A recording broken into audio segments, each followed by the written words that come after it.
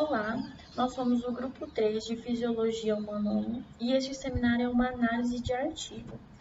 O nosso grupo é composto pela Ana Beatriz Silva, Cláudio Honor Neto, por mim, Isa Maria, Levi Holanda, Pedro Maciel e Thalisson. Nosso artigo tem como título Doença arterial obstrutiva periférica em pessoas com diabetes. Ele foi escrito por Marta Caldeira e F. Mina, que são do Centro de Saúde do Santo da Serra, e publicado na Revista Portuguesa de Diabetes no ano de 2017. Esse artigo tem como objetivo identificar a DAOP assintomática em pessoas que têm diabetes.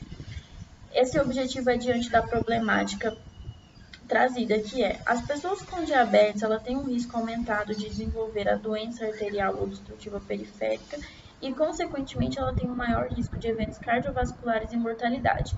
Mas durante o seu diagnóstico, elas podem apresentar mais algum fator de risco? Bom, antes da gente começar a falar do artigo, nós precisamos entender o que é a doença arterial obstrutiva periférica. Ela é o bloqueio ou estreitamento de uma artéria, principalmente dos membros inferiores, mas ela também pode acontecer nos membros superiores, e ela é resultante da manifestação de doenças ateroscleróticas nos vasos. As principais causas são a aterosclerose, a vasculite e os aneurismas arteriais. 85% dos casos são provenientes da aterosclerose. E o que é isso? A aterosclerose é um depósito irregular de material gorduroso, que são chamados de ateromas ou placas ateroscleróticas, que aqui na imagem está representado por essa parte amarelinha. E isso vai se desenvolver nas paredes desses vasos sanguíneos e vai causar uma obstrução completa ou reduzir o fluxo sanguíneo, o que vai gerar problemas na demanda local e nos suprimentos que os tecidos necessitam. Essa aterosclerose pode ter como sintomas dores e câimbras. Já a vasculite, ela é a inflamação dos vasos sanguíneos. Então, aqui nessa imagem nós temos um tecido normal com os vasos sanguíneos saudáveis e uns vasos sanguíneos inflamados. Eles têm como sintomas apresentar essa vermelhidão na pele. Nesse caso, nós também vamos ter uma deficiência na demanda de nutrientes por conta da obstrução ou da limitação que vai causar no fluxo sanguíneo. Os aneurismas arteriais, ele é uma dilatação anormal das artérias e essa dilatação, representada aqui nessa imagem, pode romper e causar hemorragias, ou ela pode permanecer durante toda a vida. Quando essas dilatações acontecem nas artérias poplíteas, que ficam atrás do joelho, elas podem causar a Se fala de aterosclerose e de vasculites, elas têm em comum diminuir a área de secção transversa e aumentar a velocidade do sangue. Na teoria básica da circulação, nós sabemos que o fluxo sanguíneo ele deve atender a demanda local.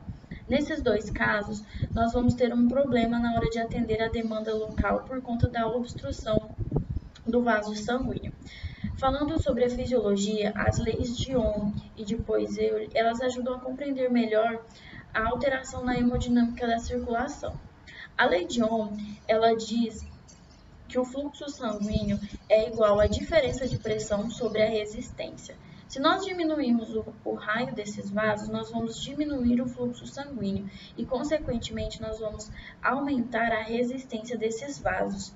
Já na lei de Poiseuille, nós temos o raio elevado à quarta potência, e isso significa que o raio é o maior determinante do fluxo sanguíneo. Quando nós temos uma pequena diminuição desse raio, uma pequena alteração no raio dos vasos sanguíneos, nós vamos ter grandes alterações no fluxo sanguíneo. Por exemplo, se esse ateroma está diminuindo o diâmetro ou o raio em 2 vezes, nós vamos ter uma diminuição do fluxo em 16 vezes. Já se esse ateroma está diminuindo o raio em 3 vezes, nós vamos ter uma diminuição do fluxo em 27 vezes. E essas diminuições vão alterar a condutância do fluxo laminar e também a demanda de oxigênio para os tecidos.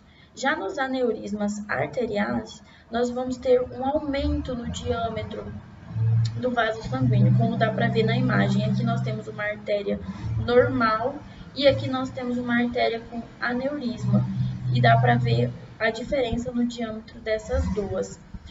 Nesse caso, esse aumento brusco no diâmetro, ele vai ser favorável para a formação de um fluxo turbulento, que é representado nessas duas setinhas aqui. Esse fluxo turbulento, ele vai aumentar a velocidade do sangue, a resistência do vaso e o atrito deste sangue nas paredes do vaso. Por isso que é muito comum o rompimento dessas artérias e causando hemorragias que podem levar à morte. As artérias que têm maiores chances de desenvolver ADLP são as artérias ilíacas, a artéria femoral, a artéria poplítea, a artéria tibial e a artéria peroneal. A ADLP é uma doença que se desenvolve lenta e gradualmente, e a maioria dos seus pacientes não apresentam sintomas, eles são assintomáticos. No entanto, um sintoma muito comum que aparece é a marcha lenta ou deficiente e a claudicação intermitente. Claudicação intermitente, ela acontece quando nós temos o fluxo sanguíneo diminuído e aí durante a prática de algum exercício físico, como a caminhada, por exemplo, a falta de oxigênio vai causar uma sensação de cãibra nas pernas, que ocorre principalmente na panturrilha, como nós podemos ver aqui nessa imagem, mas também pode acontecer nas coxas, nas nádegas e nos pés. Durante o estudo para esse seminário, foram encontrados diversos artigos que falam da importância do exercício físico para os pacientes que têm DAOP. Isso porque, quando nós aumentamos o nosso metabolismo, nós também aumentamos a nossa vascularização por meio de um processo conhecido como angiogênese.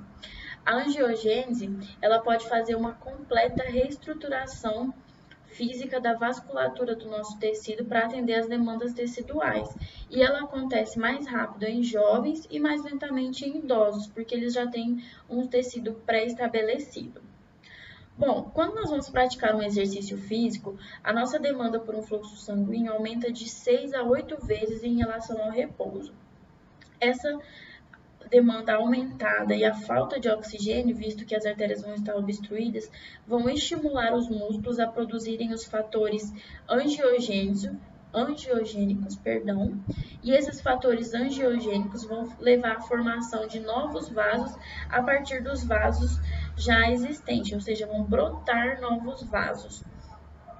Então, mesmo que o paciente sinta dor durante o exercício, é de extrema importância que ele comece a realizar diariamente caminhadas para que o processo de angiogênese comece a atuar. Além disso, nós também temos a formação de vasos colaterais, principalmente quando esse paciente teve trombose. Esses vasos colaterais, eles vão ser formados vários vasos que são pequenininhos para também ajudar na demanda local. Então, os artigos eles concluíam que o exercício físico faz parte do tratamento, ele deve ser indicado para restabelecer a hemodinâmica da circulação e o completo atendimento metabólico dos tecidos. Os fatores de risco para a DAOP que vão agravar quando o paciente já tem ou que vão dar mais chances de ter são a hipertensão, a idade, o tabagismo, a diabetes mellitus, o sedentarismo e a dislipidemia, que é um aumento. Agora que nós já entendemos melhor o que é a doença arterial obstrutiva periférica, nós vamos começar a abordar a introdução do artigo. E logo de início ele nos traz a informação de que a DAOP constitui uma das principais causas de morbidade e mortalidade nos adultos em Portugal. Isso porque essa doença ela pode levar esses pacientes a apresentar um AVC ou a também desenvolver feridas que não se curam, que não cicatrizam na perna, nos pés ou nos dedos dos pés, e aumenta as chances de desenvolver a gangrena nas extremidades dos membros inferiores. A gangrena, ela é uma morte do tecido do corpo causada por insuficiência de irrigação sanguínea. A prevalência da DAOP ela tem sido estimada entre 3 a 10% acima dos 50 anos e ela aumenta para 20% acima dos 70 anos, o que comprova um dos fatores de riscos que eu disse, que é a idade. E se esses pacientes idosos também forem fumantes ou sedentários e ter a aterosclerose, essa prevalência tende a aumentar ainda mais. Em Portugal continental, eles fizeram um estudo nacional no ano de 2008, que foi feito pela Sociedade Portuguesa de Angiologia e Cirurgia Vascular, e eles verificaram que 10,9% dos pacientes com DAOP, eles são diabéticos. E esses pacientes que têm DAOP e são diabéticos, eles podem apresentar inúmeras complicações. Dentre elas, nós podemos citar a ulceração isquêmica, que é quando nós temos feridas nas partes distais dos membros, e essas feridas são causadas por conta da oclusão de uma artéria nessas extremidades. Eles também podem ter a gangrena e, nos casos mais graves, ocorre a amputação do membro. Esses pacientes com diabetes, ele tem um risco aumentado de 1,5 a 4 vezes no desenvolvimento da DAOP e, consequentemente, também eles têm aumentado o risco de eventos cardiovasculares e mortalidade. Entre 12 a 20% dos doentes com DAOP, eles vão ter a diabetes. Bom, por que esses pacientes com diabetes têm mais chances de desenvolver a DAOP? É porque eles apresentam muitas alterações metabólicas, e essas alterações metabólicas vão aumentar o processo de aterogênese. Esses pacientes eles têm as artérias com as paredes mais calcificadas e mais presença de células inflamatórias, que promovem a formação de placas ateroscleróticas, que é a principal causa da DAOP. Como eu disse anteriormente, essa doença, a maioria dos pacientes eles são assintomáticos e ela se desenvolve muito lenta e gradualmente. Então, é de extrema importância que seja feito um diagnóstico precoce, porque com esse diagnóstico nós podemos controlar a progressão dessa doença e também controlar os fatores de risco, melhorar a qualidade de vida do paciente para que essa doença não piore. É utilizado o índice de pressão tornozelo-braço para fazer o diagnóstico precoce. Ele é um método simples e não invasivo. E ele funciona calculando a razão entre a pressão arterial sistólica, medida no tornozelo, e a pressão arterial sistólica, medida no membro superior. Ambas têm que estar em decúbito e utiliza-se o ultrassom Doppler. Aqui na imagem nós temos o exemplo de então aferir a pressão no tornozelo e aqui a presença do Doppler. Esse Doppler ele é usado principalmente para analisar a característica do fluxo sanguíneo nas principais artérias. Aqui nós temos então as principais artérias. E aqui o exemplo de como que é feita a aferição no membro superior e o posicionamento do Doppler para ver a característica do fluxo sanguíneo nessa artéria. Quando nós encontramos, perdão que eu passei de slide.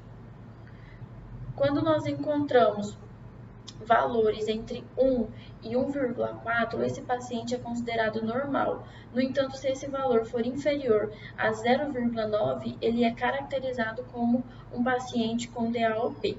Agora a Ana vai continuar apresentando o trabalho. Olá, meu nome é Ana Beatriz e eu vou explicar um pouco mais sobre material e métodos desse artigo.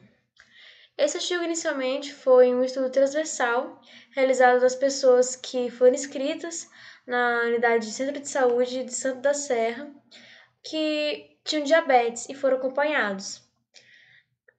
No espaço amostral foram selecionados pacientes entre 50 e 69 anos de idade e também foram selecionados pacientes que estavam entre 40 e 49 anos, mas que mais uma comorbidade, que foi selecionada a aterosclerose.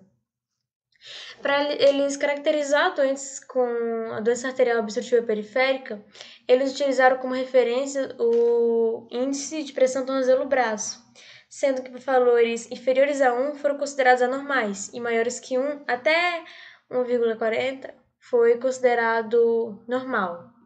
Eles também usaram 4 aplicativos para fazer as estatísticas desses pacientes.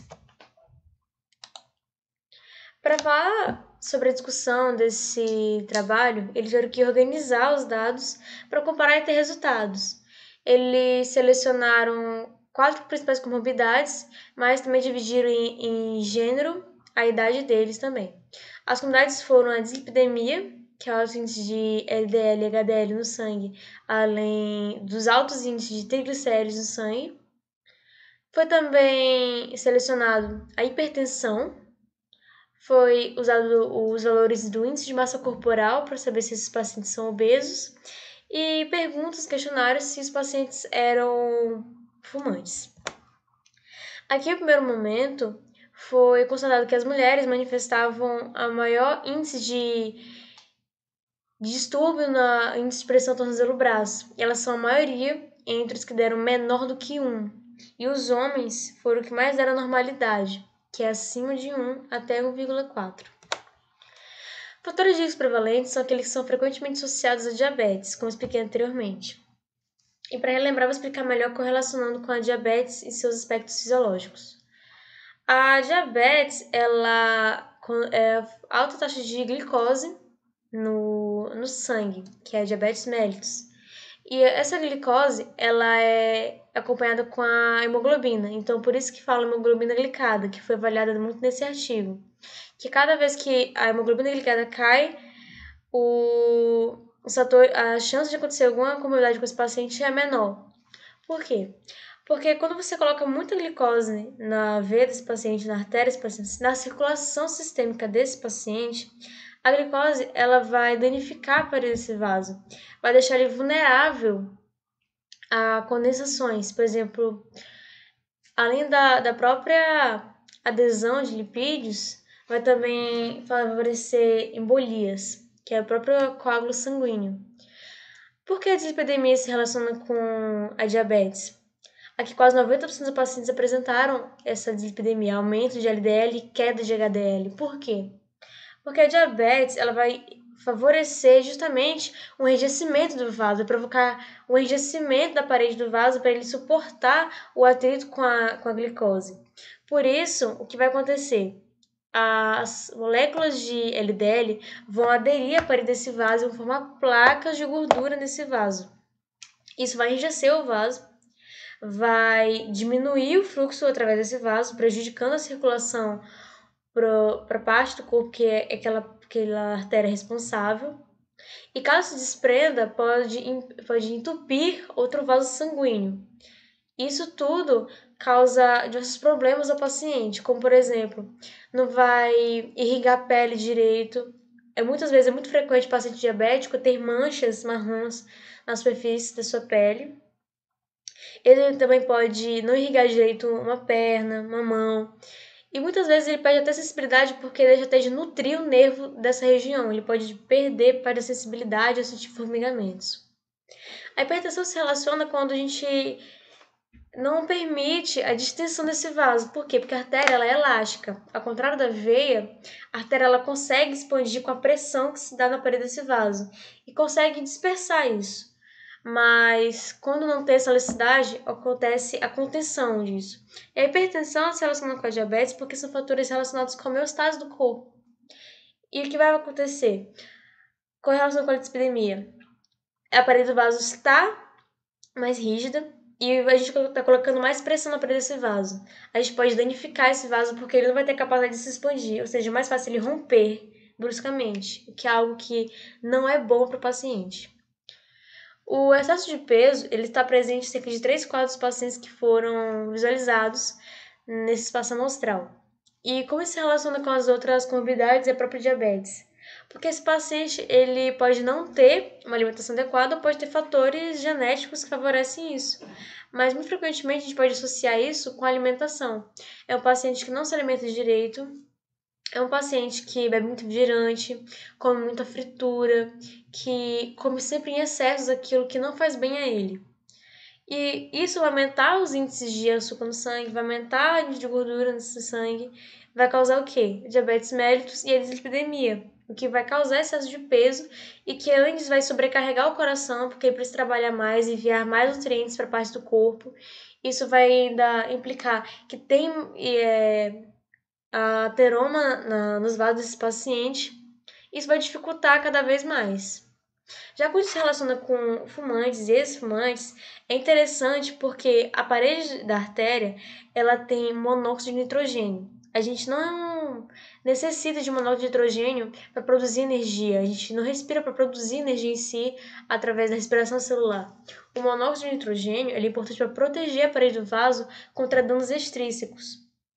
E quando uma pessoa fuma, quando ela está lá fumando e tem aquele prazer da nicotina, os índices de monóxido de carbono e dióxido de carbono aumentam consideravelmente. E o monóxido de carbono, ele permanece na via sistêmica e ele vai substituir o monóxido de nitrogênio e vai tirar essa proteção natural que tem do monóxido de nitrogênio. Ou seja, vai expor esse vaso a mais danos e vai repetir todo o processo que foi explicado. Por isso, esses 4 fatores eles são muito comuns. Aqui a gente pode ver que quase 90%, 9 a cada 10 pacientes, eles têm altos índices de LDL no sangue. Quase 90% também são hipertensos. E a maioria, cerca de 3/4, eles apresentam excesso de peso ou uma obesidade em si. Isso é preocupante entre esses pacientes, porque são mais riscos que esse paciente apresenta. E assim, a gente pode concluir que a doença arterial obstrutiva periférica, ela é subdiagnosticada, porque às vezes o médico ele não correlaciona o perfil de um paciente com essa patologia. Por isso, é muito importante que o médico da família ele faça um diagnóstico precoce, que ele faça vários exames para diagnosticar isso no paciente o mais precocemente possível e fazer um tratamento mais eficaz e evitar sequelas nesse paciente. Essa apresentação foi baseada no artigo Doença arterial obstrutiva periférica em pessoas com diabetes. E também teve um adendo do artigo Doença arterial periférica, um importante fator de risco cardiovascular.